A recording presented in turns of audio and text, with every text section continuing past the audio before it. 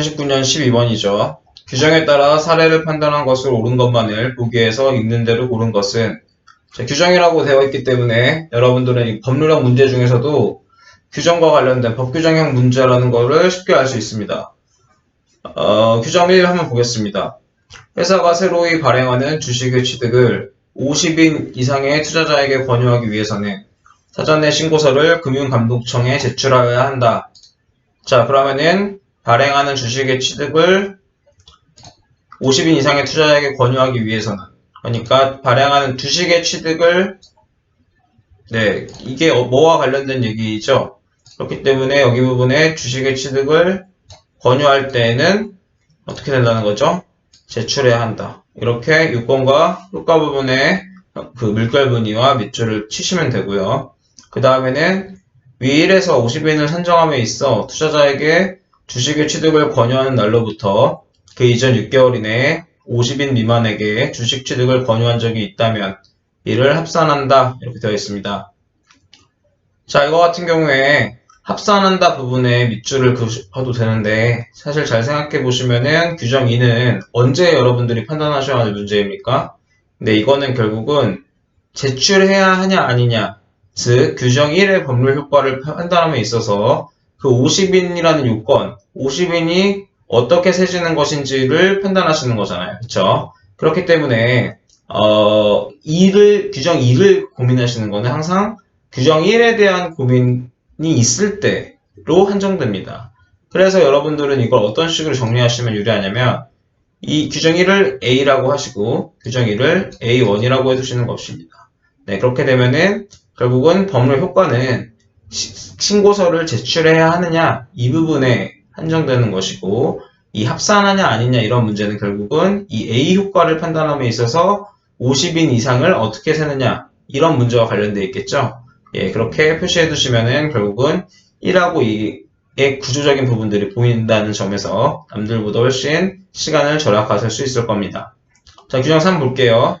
다만 위 1에서 50인 이상의 투자자에게 취득을 권유하는 경우에도 주식 발행 금액이 10억 원 미만인 경우에는 신고서의 제출 의무가 면제된다. 자, 이렇게 나왔기 때문에 10억 원 미만인 경우에는 면제된다. 이렇게 요건과 효과 부분 파악하실 수 있겠죠.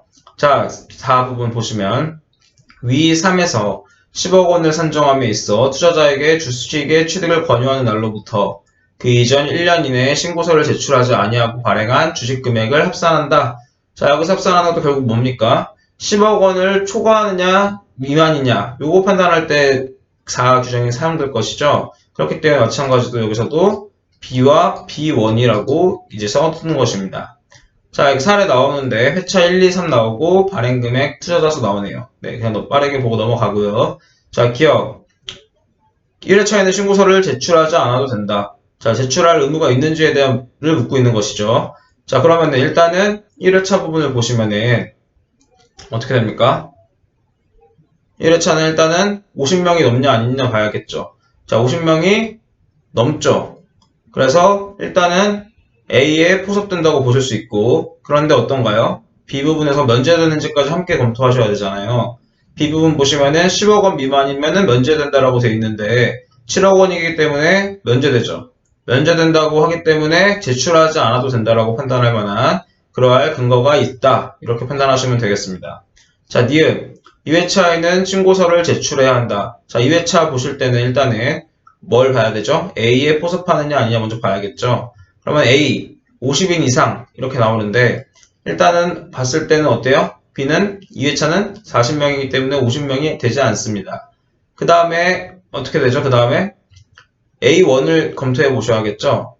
그 이전 6개월 이내에 50인 미만에게 권유한 적이 있다면 합산한다고 되어 있습니다. 자, 그러면은 지금 권유하는 날로부터 6개월인데 2회차의 권유일은 9월 27일입니다. 그 전의 기준은 뭐예요? 권유한 적이 있는지를 기준으로 보는 거죠.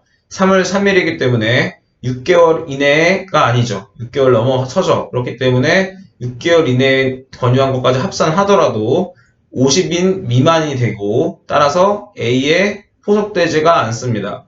A에 포섭되지가 않기 때문에 뭐예요? 제출해야 한다라고 말할 만한 근거가 부족하다. 이렇게 생각하시고 제끼시면 되겠습니다. 자, D급 부분 보겠습니다. 3회차에는 신고서를 제출해야 한다.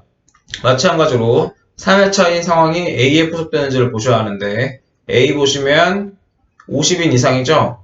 10명이기 때문에 얼핏 보면은 포섭이 되지 않는 것처럼 보이지만 A1까지 검토를 하셔야 한다고 말씀드렸죠. 자, A1까지 보시면 어떻게 되죠?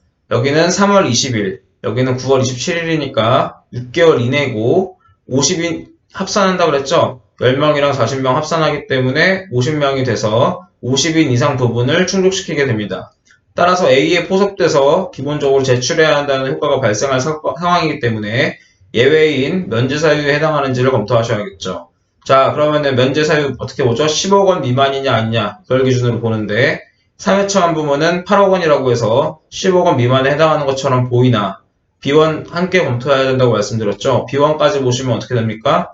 1년 이내에 이렇게 되기 때문에 여기는 지금 주식의 취득 권유날로부터 1년 이내라고 되니까 3월 20일에 지금 3회차는 권유하고 있죠. 1년 이내에 이 2회차 부분인 9억 원 부분이 해당하는 것은 명백해 보이고 따라서 이를 합산할 경우에 17억 원이기 때문에 어떻게 되죠? 17억 원이기 때문에 면제되지가 않죠. 예, 그렇기 때문에 A에는 포섭되지만 B에는 포섭되지 않기 때문에 원칙 규정에 효력이 발생해서 효과가 발생해서 결국은 제출해야 한다라고 말할 근거가 있음. 이렇게 파악하시면 되겠습니다.